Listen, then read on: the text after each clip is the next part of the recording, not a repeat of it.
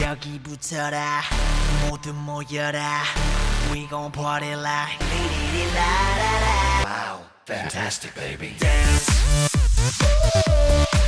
I wanna dance, dance, dance, dance Fantastic, baby. Dance I wanna dance, dance, dance, dance Wow, fantastic, baby. 안녕하세요 여러분, MC입니다, and I am finally back to being your K-drama queen. Oh my god, it's been so long, guys. I'm so sorry. I have not been uploading a lot of videos. Please forgive me. I've been studying so hard. Masters is so difficult. Despite me being so busy with studying, I stumbled upon such an incredible K-drama that I knew I could not resist from making a review about it. And you guys probably have figured out what it is by now, because it had a killer cast and an amazing plot and just everything about it was pretty much perfect. And yep, you're right, it was 당신이 잠든 사이에, or While You Were Sleeping, featuring Suzy and Jong-suk. Oh my god, let me just get straight into the review. I'm so excited. Oh no, but wait. Spoiler alert. Big spoiler alert. There's gonna be loads of spoilers. This is a criminal, super action-packed drama. So, if you have not seen the entire thing, please do not watch ahead. I am going to spoil a lot of things. If you want to watch this review, pause this video, watch it, and then make sure to come back, because I got a lot of things to discuss and I want to discuss it with you. And now, let's get into the review. First, let's talk about characters. Where do I begin? First and foremost, Suzy. I felt like her character was very refreshing. She was very bold, very straightforward, very tough, you know, like she stood up for herself. She was incredibly intelligent and smart, and she even acted like her own manager's boss. I mean, that is pretty boss in my books. She was not afraid to be silly, she was not afraid to be funny. I felt like Suzy did a pretty good job, once again, in portraying that very quirky character. I have read a lot of comments where people were saying, oh my god, Suzy has improved so much. She was not so good in Uncontrollably Fond, which is a drama I have not seen, unfortunately. So generally I did feel like her acting was quite good, but there were certain scenes where I didn't really appreciate her crying, and I don't think it was her fault per se. It was just, you know, when they do this trick on set where they don't actually make the actor cry, they just put this solution in their eyes and they end up crying like this perfect one streak of tears. To me, it just looks like a doll, living doll crying, and there's no emotions, there's no feelings. You know, when we cry, we have this physiological reaction. Blood rushes to our face, our cheeks flush, our nose, our eyes get all red, the muscles in our face contract, and they respond to all these emotions, psychological state of our mind, and that is what's so relatable about crying. That's why when you see another person in true despair, you really want to cry with them, because you get this psychological trigger. There's no trigger when you just put a solution in someone's eye and you have a perfect streak of tears going on. So I was just not happy about it, and it happened a lot, especially in the very end of the drama. Urgh. I needed real tears, Suzy, come on! Fight the directors, ask them to just let you cry, like you normally do. You're really good at it. Same thing I felt like was happening with Jong-suk. His character was very typical to him. It seems like he always gets casted for these like typically righteous, good-natured, really cute and adorable male leads, where they have this also deeper emotional state to them and they're all torn and stuff. So I'm not saying this makes him a bad actor. No, he's really good at it. That's why he gets chosen for all these very similar roles. But once again, in terms of crying, there was one time where I felt it was so pushed and so unnatural. I felt so awkward. I had to turn away from the screen. I had to look away because I just could not contain myself. I was like, no, don't do this. Like, ugh. Weird. It was that scene where he was holding Mr. Che in a hospital and he was like trying to cry and be all desperate and in despair, but it just did not work for me. In other crime scenes, he was once again outstanding like he usually is, so there's that. In terms of other characters in this drama, I felt like generally the supporting cast was great. All the characters in the prosecution office were really quirky, were funny. I genuinely enjoyed the woman who had a child, who was sick. Oh my god, he was so good! That kid was so good at acting! I mean, the character as well was so interesting, where he's like this brainy little kid and he puts Jong-suk in his place, like, oh, adorable. Oh my god, I feel like I forgot one of the main characters. Utak. Wow, sorry. He was handsome and adorable and just incredibly cute, but I was also hoping that his character would be a little bit more twisted and a bit more deep. I really liked how initially we were shown that there's this deep dark secret that he's carrying, which makes him twisted, but then in the end I felt a little bit let down that it was just color blindness. I mean, don't get me wrong, I'm not putting color blindness down. I'm just saying I actually feel like people who are colorblind, they lead perfectly normal lives. Yes, I understand he probably had this weight on his shoulders because he was lying to his employer and he could have been found out at any point in his life.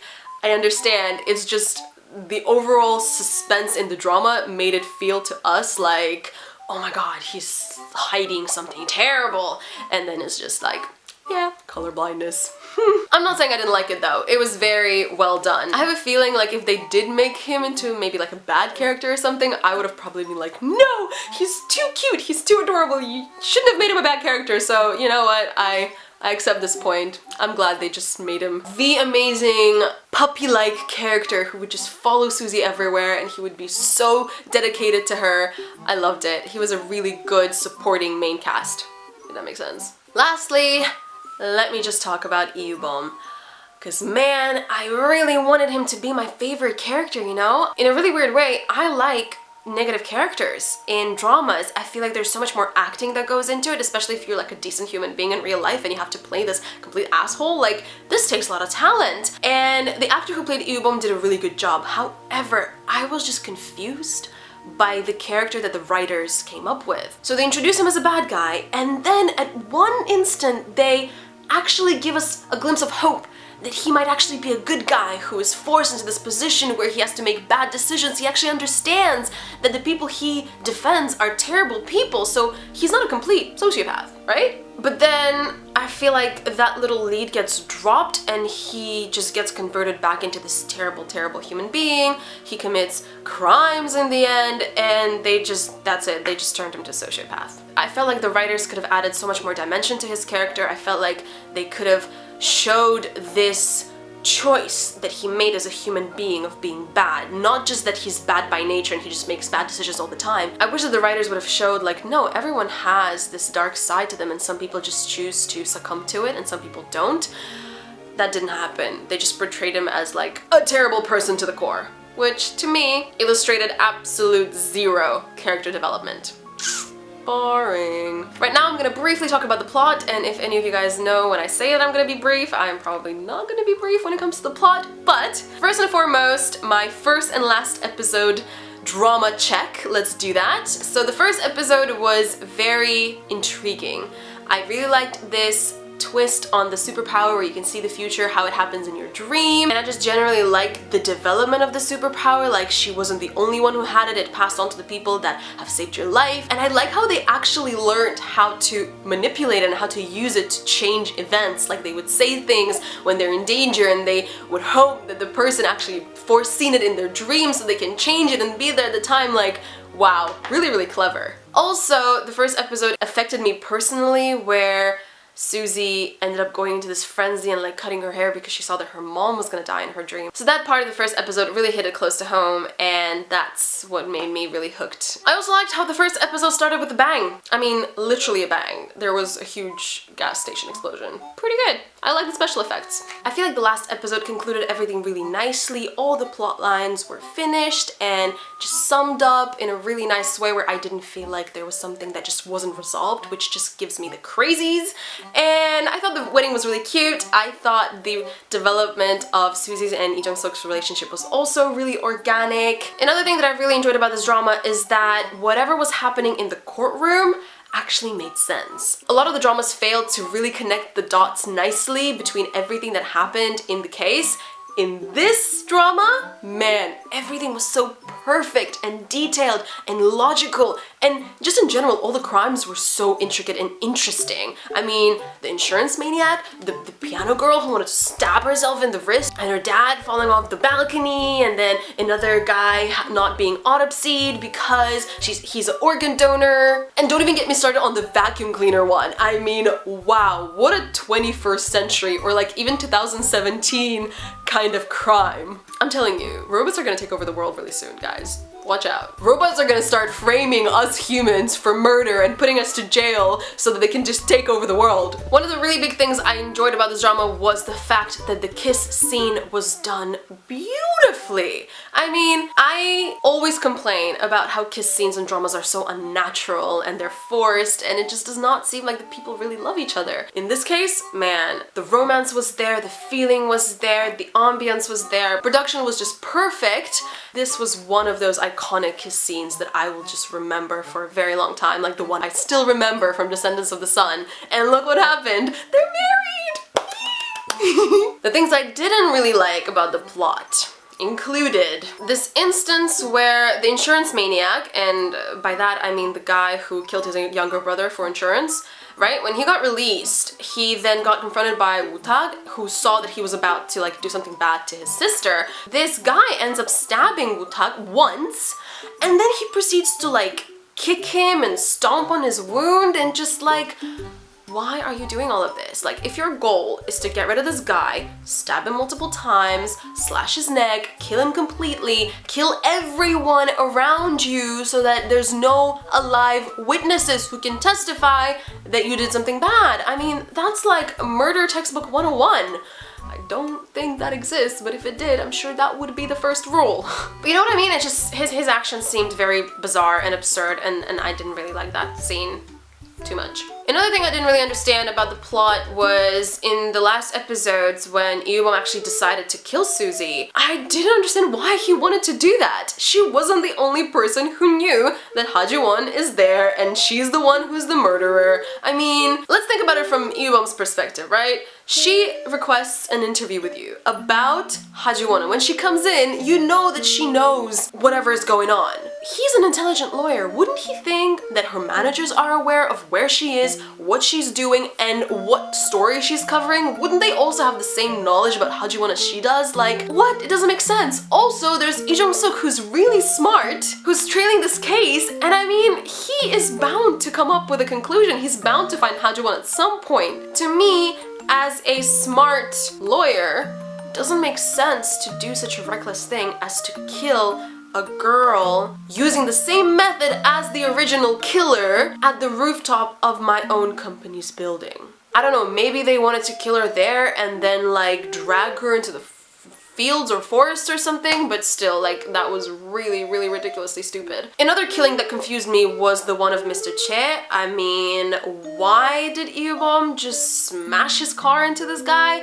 I don't really know. Once again, to me, it just looks like the writers just gave up on Eubom and just turned him into a complete psychopath, which he just was not. He's a very cold-hearted and calculated person. He wouldn't make such a rash decision just because Mr. Che was telling him like, oh, don't go to the airport, they're gonna get you there. Like, he's looking out for you, for God's sake. At the same time, I really enjoyed the scene where he's all bloodied in the hands of Lee Jong-suk, and he's like, oh, like, I wanted to hear these words. And it was really beautiful, and I cried because Lee Jong-suk cried so well.